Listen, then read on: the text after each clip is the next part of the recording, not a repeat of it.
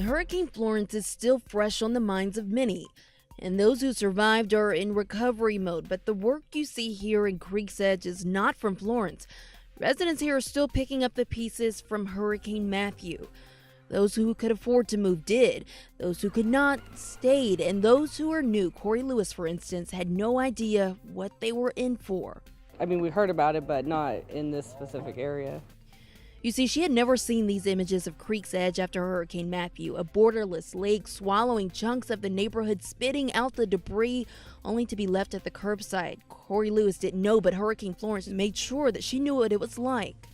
To the bottom of those mailboxes, it was up to the bottom of the windows, so. Next door, her neighbor's ceilings hanging by shreds, her baby's belongings scattered across the floor. She was fortunate enough to move, but Lewis forced to settle for a less flooded unit in the same neighborhood.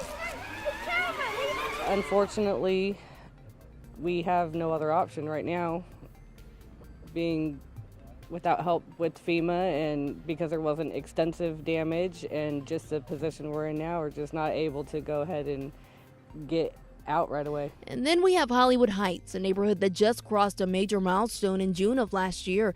That was when nonprofits, churches, big businesses all chipped in to help.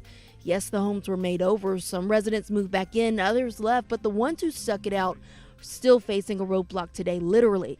The Louis Street Bridge is still closed. It is get complicated because, traffic get backed up on Cliffdale Road and stuff and going in one way in, one way out. How long is that detour? It's long enough, yeah. How many minutes would you say? A good 10 minutes.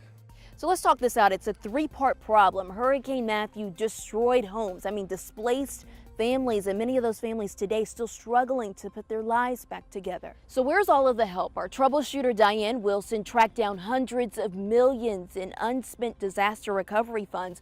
And according to a report released on August 31st, not much has changed. You see, that report even lists North Carolina as a slow spender because they only spent a little more than $500,000 of the $239 million HUD grant.